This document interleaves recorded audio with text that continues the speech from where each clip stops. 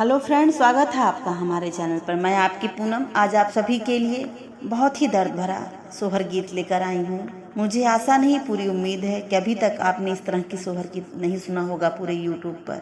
तो इस गीत की फरमाइश उन्नाव की रहने वाली 65 वर्षीय मिथिला त्रिपाठी आंटी ने किया है।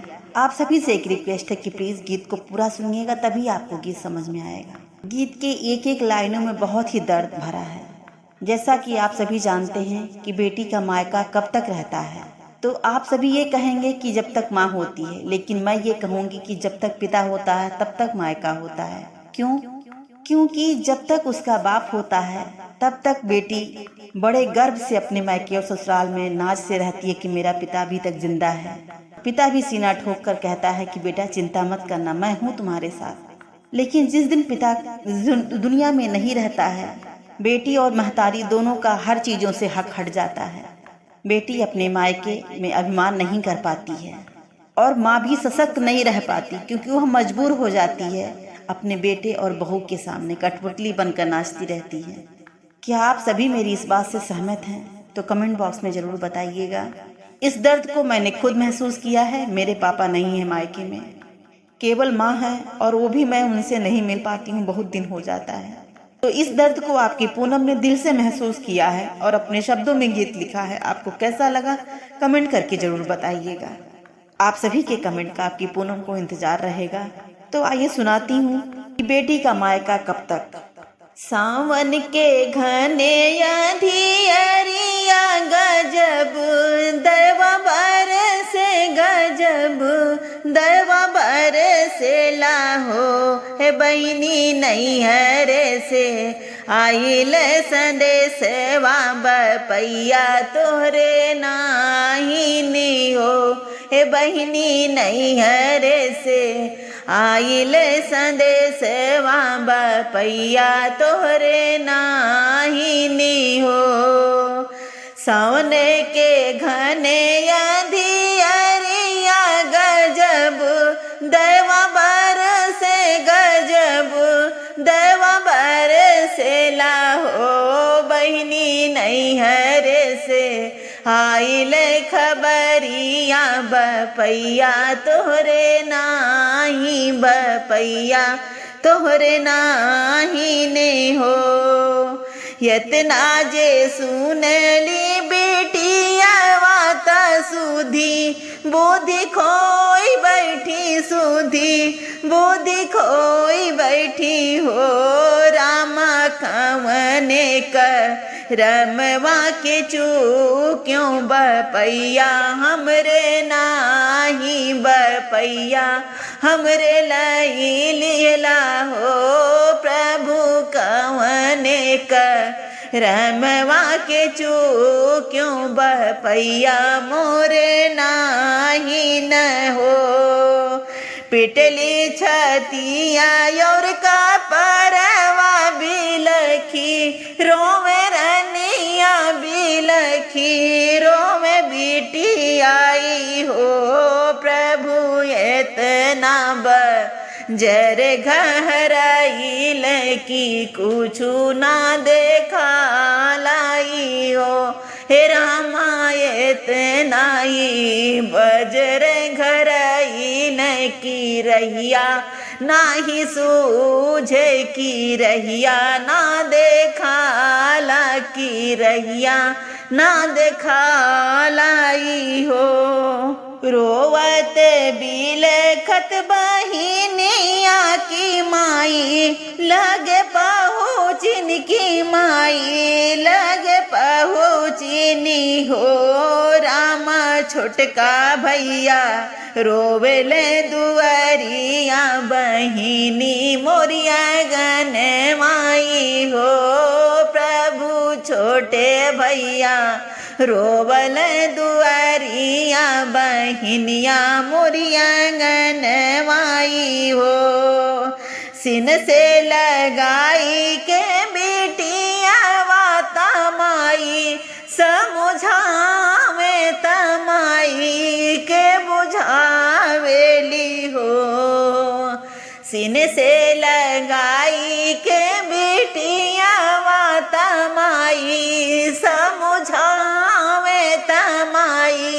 के बुझावेली हो माई जिनी करा मनवा उदास मोर भैया तुहरे पास बाटे हो माई जिनी करा मनवा उदास बेटौआ मुहा देखा बेटौआ मुहा देखाई हो सिन से लगाई के बिटिया तमाई समुझावे तमाई के बुझावेली हो माई जिनी करा मनवा उदास बेटौआ तोहरे ठाड़ बाट बेटौआ मुँह देखाई हो बपई के मरले दिन बितले रो महीना बीते रो बरिस बीते हो बहनी रोटियों के भैली मोहताज पतोहिया मुँहा देखे पतोहिया मुँहा देखेली हो बहनी रोटियों के भैली मोहताज पतोहिया मुँहा ताके बुआ मुँहा ताकेली हो एक दीना माई जी तराम से मनावे तराम से मनावे भगवन सुमिरन करेली हो हे प्रभु लाई चलता अपने दुआरी आता यहाँ ना जगही आता यहाँ ना जगही आई हो प्रभु लाई चलता अपने नगरी आता जीला बिन जानत परान उदास बाटे जियरा मोर उदास बाटे हो 8 महीना नाम बीतेला भौजी गर्भ से भौजी गर्भ से हो सखिया भौजी के भाई नंदलाल दुअरवा उठे सो हर दुअरवा उठे सो हरे हो हे सखिया भौजी के भाई नंदलाल दुअरवा उठे सो हरे हो सुनली भतीजवा के भैले नदिया घर आवे नदिया घर आवेली हो सखिया आवेली घरी में गुजहरा गोड़हरा पहिरावे भतीजवा मुँहा चूमेली हो हे सखिया लावेली गुजहरा गोड़हरा भतीजवा पहिरावे भतीजवा मुँह चूमे भतीजवा के खेलावेली हो अंगने में बैठी मोरी मायरिया तमन उदास कैले मन उदास कैले हो सखिया कैसे रब बेटी विदाई या बेटियवा ससुराई 3 बेटियवा ससुराई 3 हो प्रभु कैसे के करब हम विदाइया बेटियवा ससुराई 3 हो भीतरा से निकरे मोरी भौजी गर्भ बोलिया बोले गर्भ बोलिया बोलेली हो हे ननदी ललने के भैले खरचे बाढ़ चुनरिया लैले बू ससुरे चली जात्यू ससुर चली जातू ई हो हे ननदी ललने के पड़ल खरचवा ससुर चली जातू चुनरिया लैले तू चुनरिया लैले तू न हो यतनी बचनी सुनी माई नयने आंसू ढोरे नयने आंसू पोछे नयने आंसू पोछेली हो रामा बहिनी जे लागे समुझावे तमाई के बुझावे तमाई के बुझावे ई हो तोहरो खत्म या भी मनवा बपैया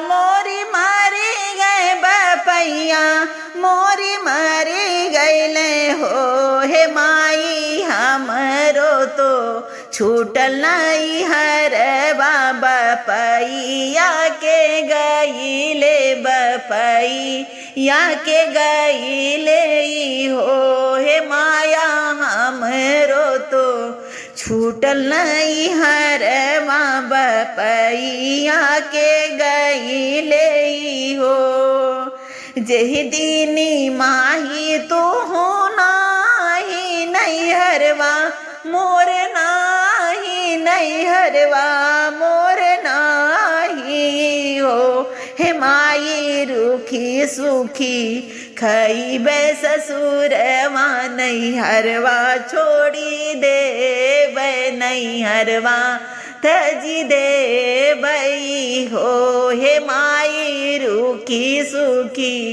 खईबे ससुरवा नहीं हरवा तजी दे नहीं हरवा छोड़ी दे बई हो। आप सभी को मेरा गीत कैसा लगा कमेंट करके जरूर बताइएगा।